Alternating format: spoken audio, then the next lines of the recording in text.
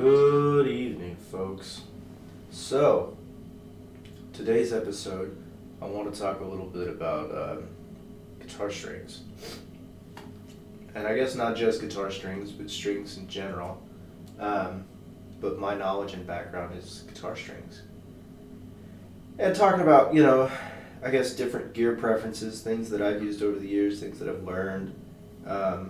Nothing too crazy. This isn't going to be like a super informative episode. This is just going to be me yammering on about different stuff. But that's what we do here, right? Like, it's off the cuff. And if you like it, let me know. I might do more of this. If you don't, let me know, and I won't. But yeah, guitar strings. So, sorry guys, you guys had to give me some slack here because I'm getting over a cold. But I started out, so like most people, I started out with an acoustic guitar, right? And I started out playing Martin mediums on it, I think. And for the longest time, that was my go-to. I wouldn't use anything else. That was, what I was told was the string. And then eventually I switched to, I think they were like Martin Silk and Steels or something. They're supposed to be like, I don't know. But fast forwarding a little bit, when I got my hands on Baby, that was my first electric guitar, and I was torn over it because, like, I was an acoustic guitar purist, if you will, and I was torn over it because she has a magnetic pickup. It's not quite an acoustic pickup. It's like a no shit mini humbucker, and that required a different string than I had been using. And so I knew I wanted something that felt like acoustic medium strings. And so what I did was I opted for the D'Addario, or I guess it's D'Addario, nickel wound strings, the one with the wound third, right? That felt to me the most familiar. And as I used those for a very long time. But as I progressed in my guitar journey and started picking up scales and started like slowly coming over to the world of electric guitar and learning a little bit about the blues and things like that, I decided I wanted a lighter string. So of course, like opting for the 10s, I think it's like 10 to 46 is my go-to now, and has been for years, because it's light, but it's not like super light, right? They're not 9s or 8s or Billy Gibbons 7s, but it feels just about right, and still for a long time I opted for that wound third. And then a couple of years ago, I guess I was still using those,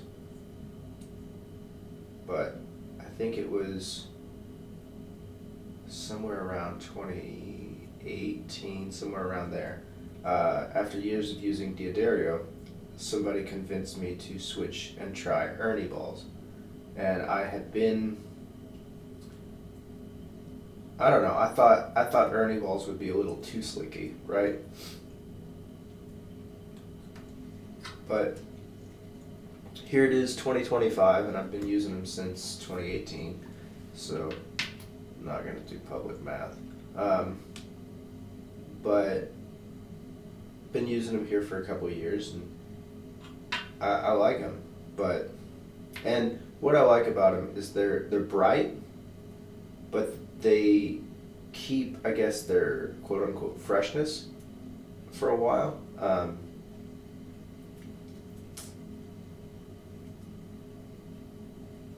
I don't know. So I'm I'm super lazy and I don't like to change my strings.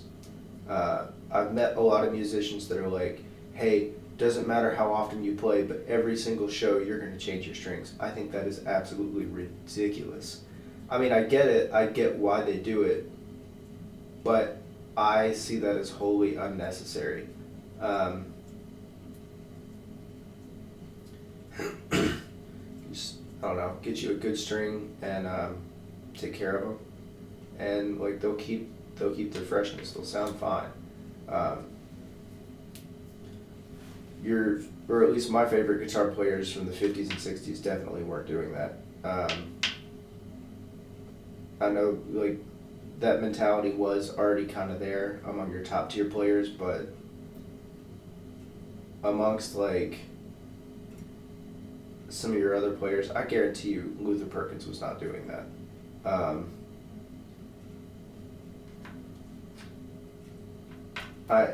John Lennon definitely wasn't. He said as much. Yeah. So it's not a requirement to change your strings that often. And if you get a good string, it should last you a while. If you get a good string set, it'll last you a while. I can swear by the Diodarios. I can swear by the Ernie balls. Other strings, it's hit or miss, I guess.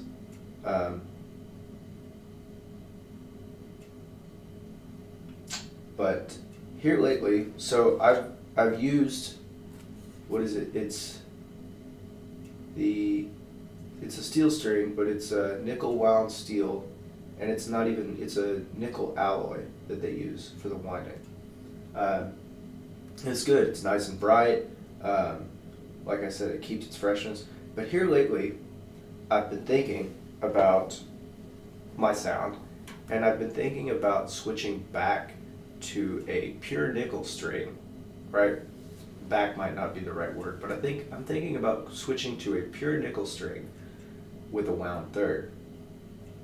The reason for this being is because a lot of the guitar sounds that I like were made using similar strings. Now, back in the 50s and 60s, or in the 40s and 50s, I should say, you have a lot of players. There's not a lot of variety when it comes to string gauges. And one of the things that I read was the most common sets were 12 through 52 or 11 through 52, or sometimes 11 through 50. And almost all of them were pure nickel with a wound third. So yeah, not a lot of variation there. And then as time progresses and you get more people doing some of these crazy bends, they come out with lighter strings, and they come out with strings that are a little stretchier, I guess is the word. And then obviously like the switch from nickel to steel. From what I have read, steel is a lot brighter. There's some debate on whether steel or nickel keeps its freshness longer, like which one stays fresh longer. God, I feel like I'm doing a Downy commercial. But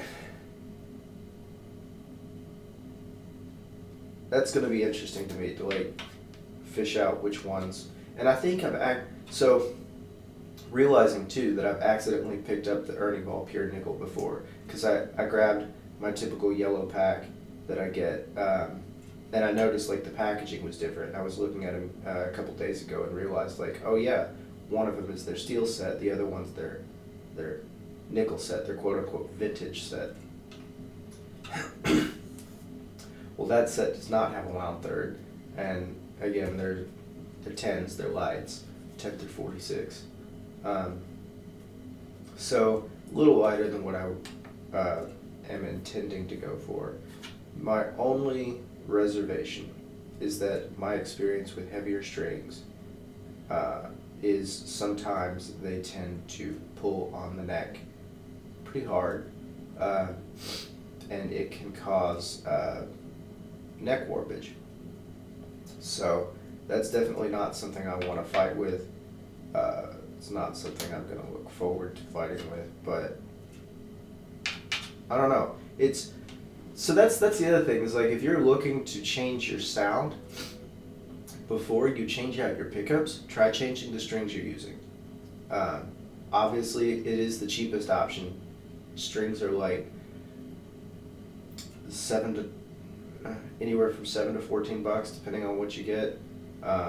That's not super crazy expensive.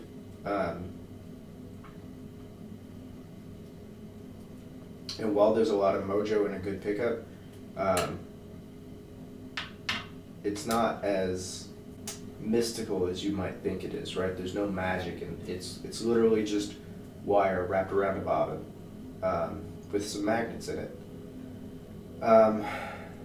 So I don't know. I'm not of the opinion that you need to pay like $50,000 for a brand new pickup. That's ridiculous. And more often than not, like, your stock pickups are going to be fine. I'm of the opinion that it's not what you use, but how you use it. Granted, if if your guitar's fighting you too much, then maybe opt for something else. But playability is the biggest point there, I guess. So yeah, going back to that, trying to change your sound. Strings is going to be the easiest thing. Obviously, the thicker strings are going to be a little bit harder to bend. They'll put off a stronger magnetic force, so you might get a little bit, I shouldn't say louder out of them, but I don't know. The thicker strings might be a little different than the thinner ones. The thinner strings are going to be easier to bend.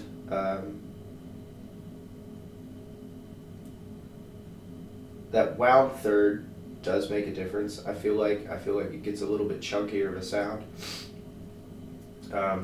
Some people might like that. I know I do. Some people might not.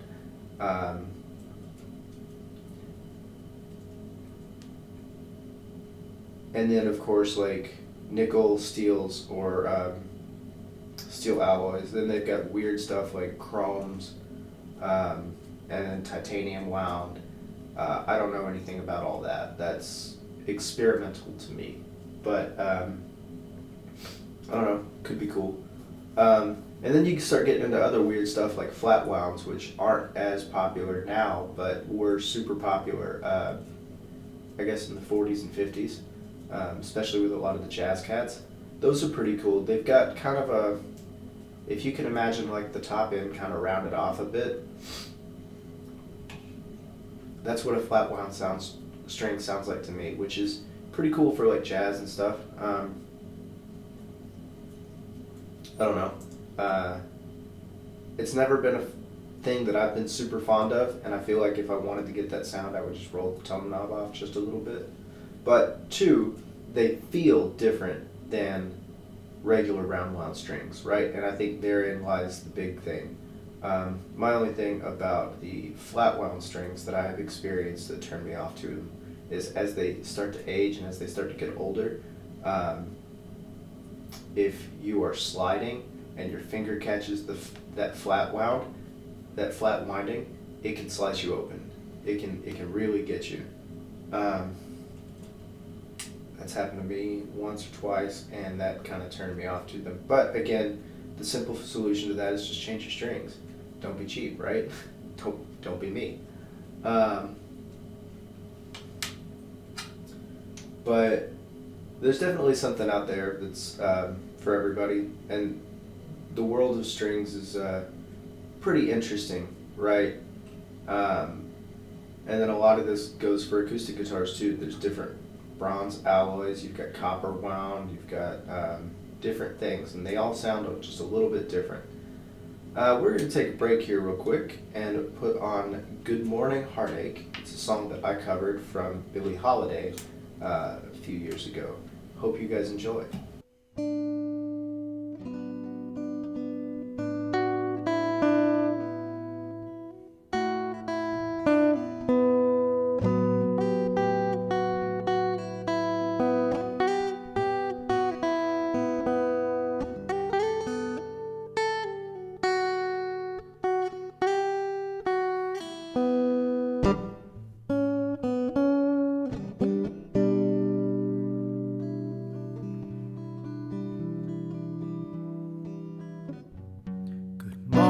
Heartache, you gloomy old sight. Good morning, heartache. Thought we said goodbye last night. Though I tossed and I turned till I thought you had gone. But here you are with the dawn.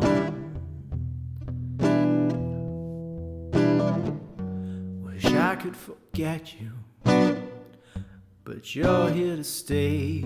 It seems when I met you that my love went away. Now I start every day by saying to you, good morning, heartache, what's new? Stop haunting me now, can't take it no how. Just leave me alone.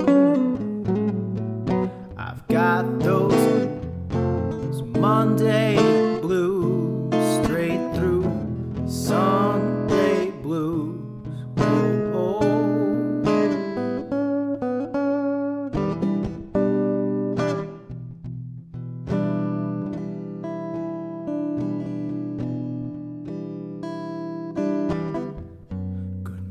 Heartache, you gloomy old sight.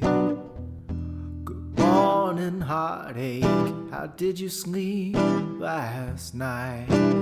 Tossed and I turned till I thought you had gone. But here you are with the dawn.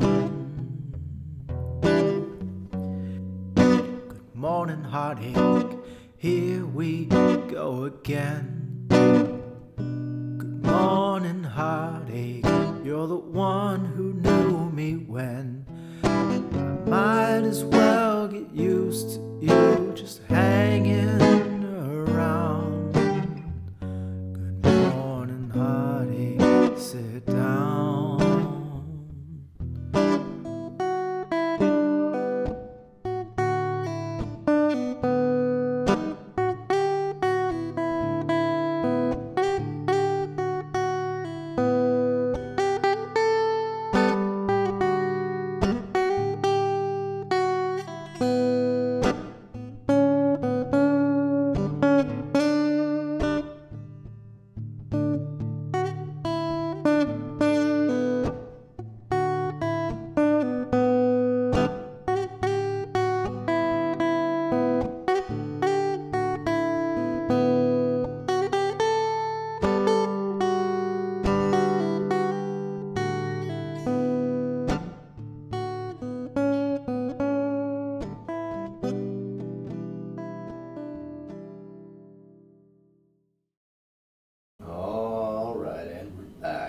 That was Good Morning Heartache, originally done by Billie Holiday and re-recorded by me. You can find that on Spotify if you're interested. But getting back to the topic at hand, talking about gear, I know we talked quite a bit about strings. I know I said that I'm going to potentially swap to a nickel heavier gauge string, at least for my Telecaster. That'd be pretty sick. It's kind of like a 50s style telly, so it'd be kind of sick to get some, like, I guess 50s style strings.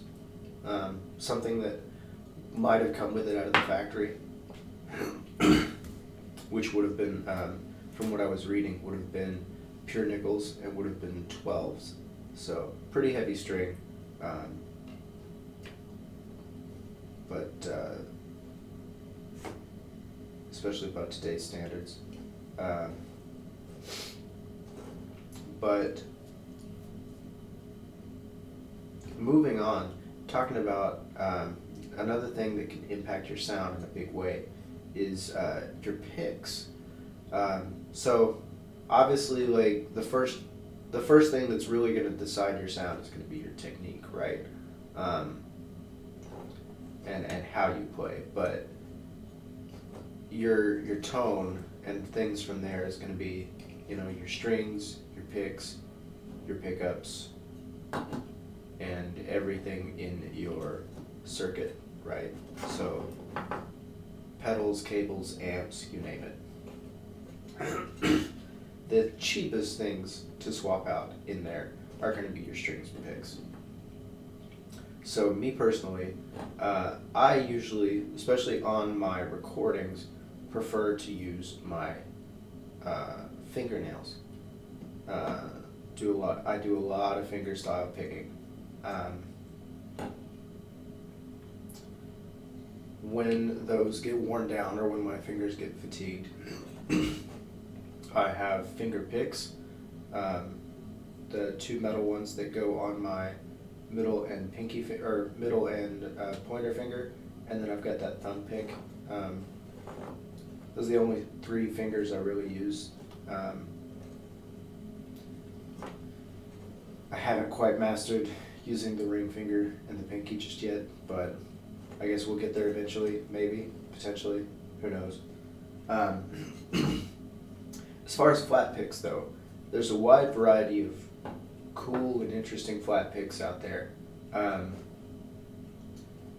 used to break picks. I used to use the Fender, the Fender thin picks, right? And used to break them a lot. And I switched to the Dunlop, I guess they're vinyl. The one I use is 1 millimeter thick. It's black vinyl. It's I've never broke. Well,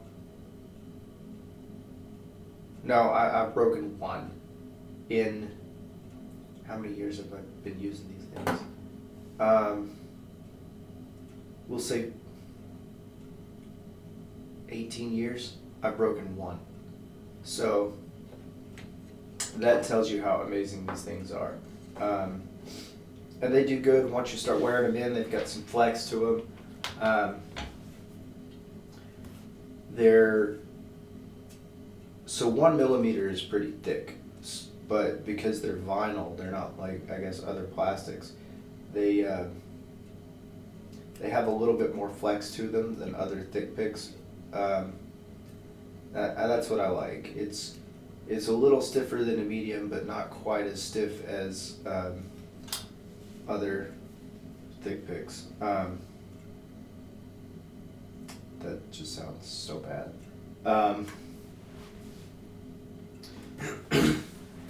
And then moving on, you get like start getting into like some of the jazz picks, which this threw me for a loop. But a lot of your jazz cats and your metal players both prefer the heavier picks. There's one that Dunlop makes that's like 3 millimeters, super beefy pick. This thing is just I've never seen anything quite like it. And it usually comes in a pack of, I guess, one. But I've seen both jazz players and metal guys use this pick, and I thought that was an interesting overlap between the two of them.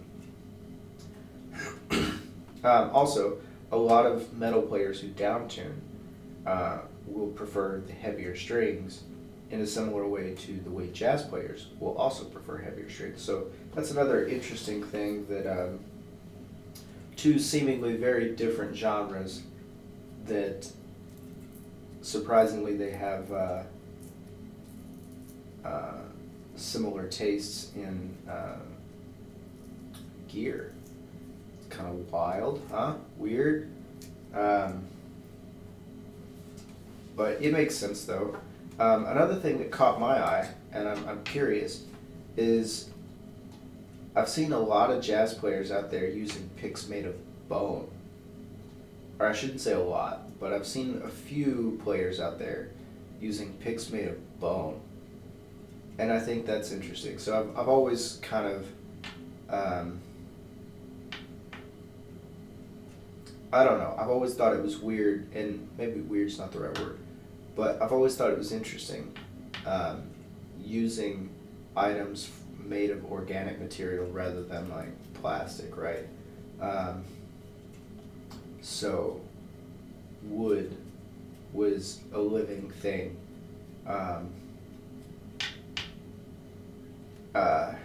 Bone was a living animal. Leather, guitar straps, even guitar straps that are made of things like cotton or natural fibers. That was a living thing, or part of a living thing, right? I've always thought that was interesting, and I've always thought it more. This is gonna sound weird, but I've always thought it like more connects you to the instrument, right? I've always thought like the instrument is almost becomes this living, breathing thing itself. I mean, because it was once, I guess. And it's a weird way to think about it, right? And I know like some people are going to take issue with that because, you know, at that point, like, you have animals that are becoming that are, you know, I guess being harmed for your music gear. But the other side of that too is what I like to think about is like the bone that they're using for this. They're not just going out and killing a cow so they can harvest its bones. No, they're getting stuff from the butcher shops, from these meat processing plants, and they're using stuff that would have already been being used for something else. They're not letting things go to waste, and I like that concept. I like that idea.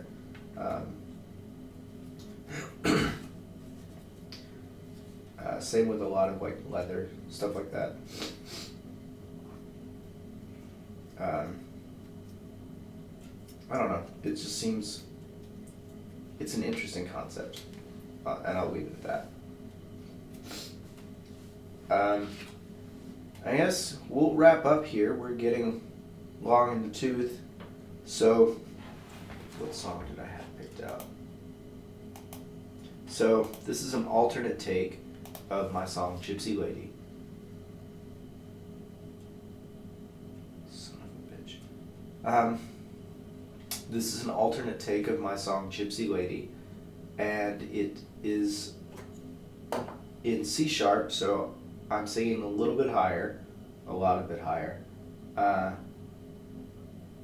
And I hope you guys enjoy.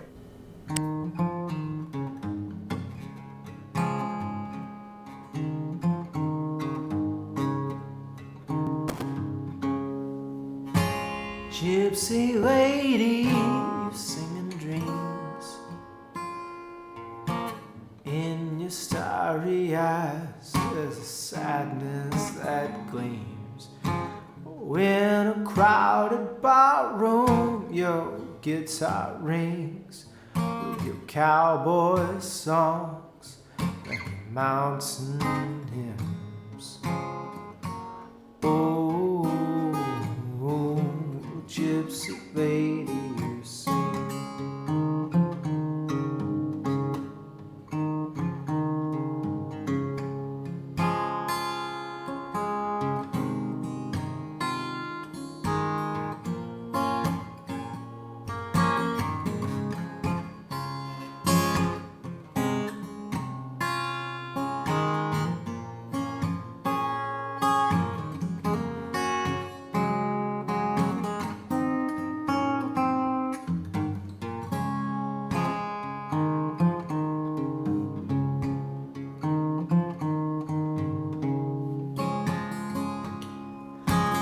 lips are made of fire, but your heart is carved of stone. There's many who will fall when love never take you home.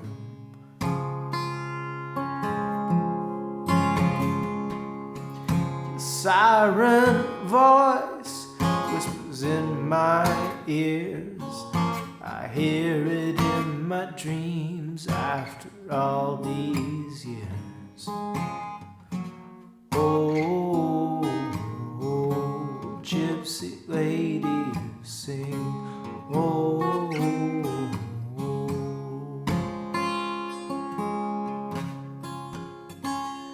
and I hear your voice over all the noise. I don't know if it's real.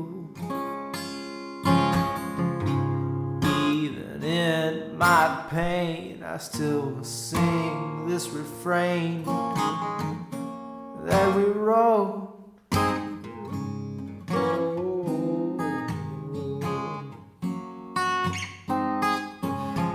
Gypsy lady, you sing. Oh, gypsy lady, you sing in dreams. Oh, in your starry eyes, there's a sadness that gleams.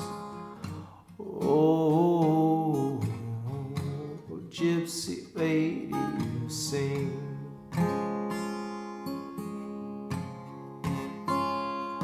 After all these years, after all these tears, I still hear your voice. Even in my pain, I still sing this refrain of the song we wrote. Oh, gypsy lady, you sing.